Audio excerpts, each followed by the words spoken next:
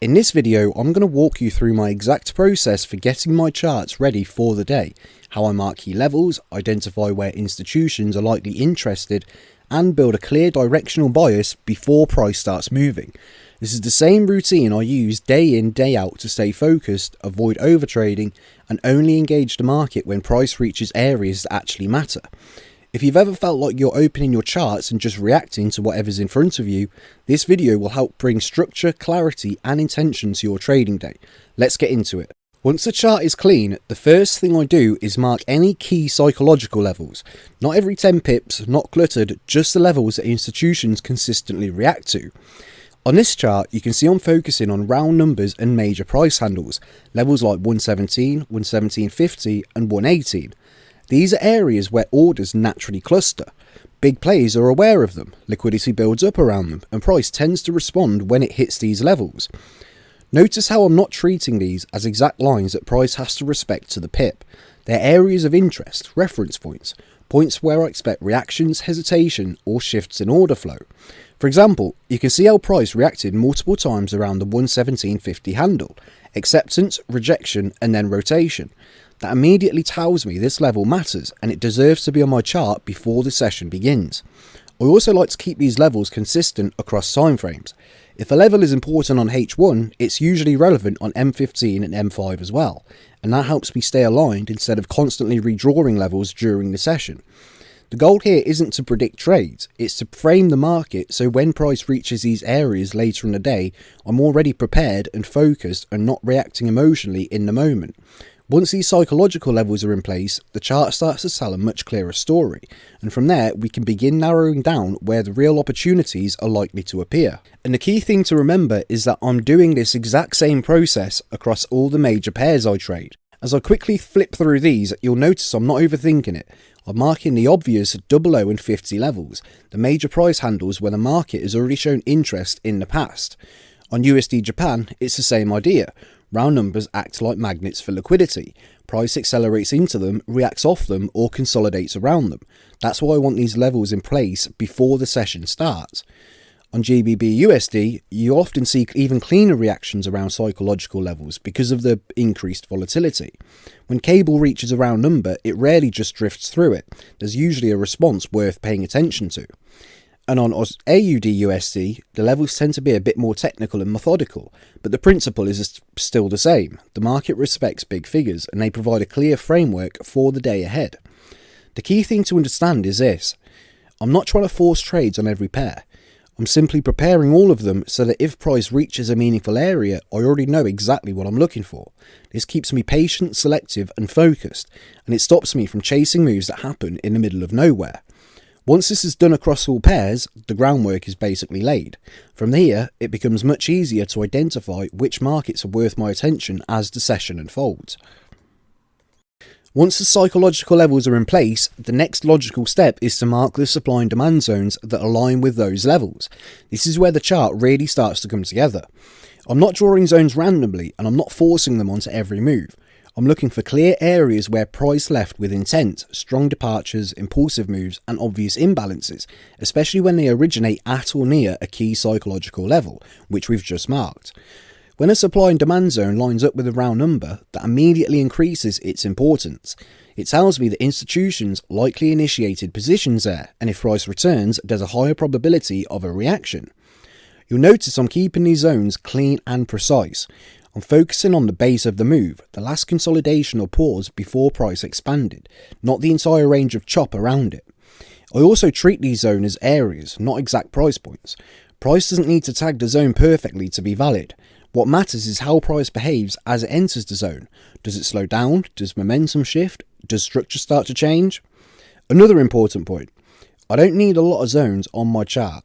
1 or 2 high quality zones that align with psychological levels are far more valuable than 10 average ones scattered everywhere. The objective here isn't to take trades yet, it's to stack the probabilities.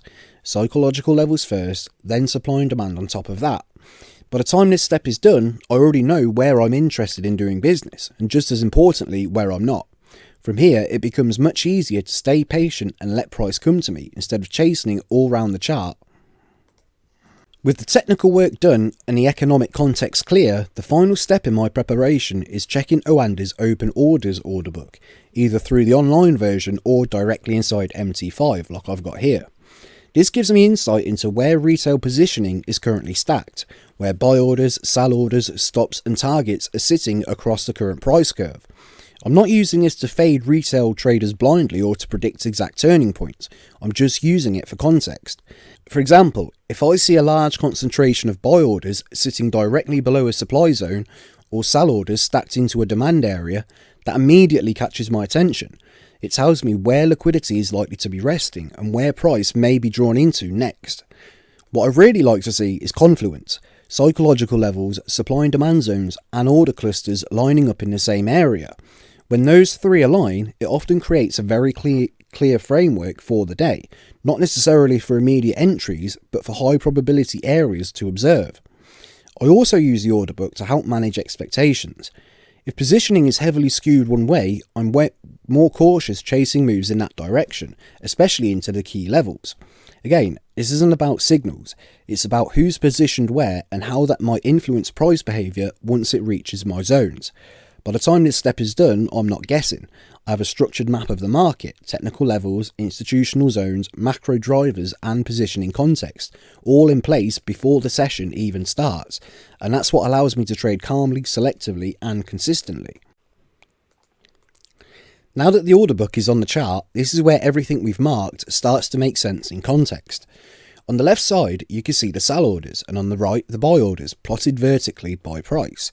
This immediately shows us where retail traders are positioned and, more importantly, where the liquidity is currently concentrated in the market. Notice what's happening around our key psychological levels. Up near the 118 handle, which lines up perfectly with the supply zone, you can see a clear cluster of sell orders. That tells me a lot of traders are already leaning short into this area, and also tells me where stop liquidity is likely sitting above the zone.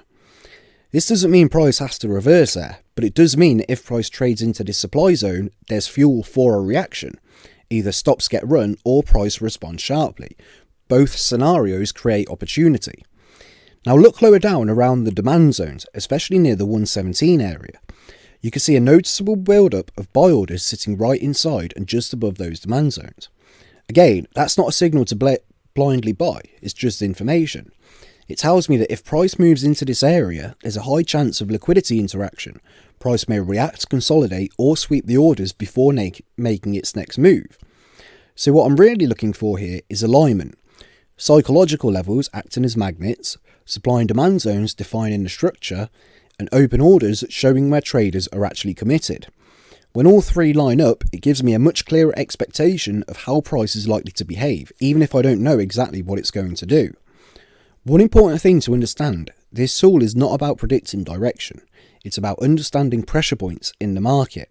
By combining the order book with our pre-marked levels and zones, I'm able to stay patient and wait for price to come into areas where something meaningful is likely to happen, instead of reacting to random movement in the middle of the range.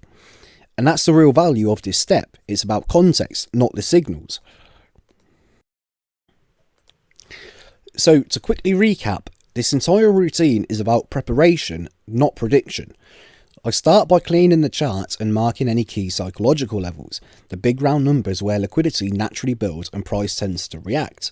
From there, I layer in supply and demand zones that align with those levels, focusing only on areas where price left with intent and imbalance. And finally, I use OANDA's open orders book to add positioning context, seeing where traders are committed, where liquidity is stacked and how that lines up with zones and levels already on my chart. By the time all of this is done, I'm not guessing, I'm not reacting and I'm not forcing trades. I know where price matters, where I'm interested in doing business and where I'm completely happy to do nothing. This routine keeps me patient, selective and consistent, and it removes a huge amount of emotional decision making during the actual trading session. From there, my job is pretty simple. I wait for price to come to my areas, watch how it behaves, and then only engage once the market gives me a clear reason to do so. That's how I prepare my charts for the day, every single session.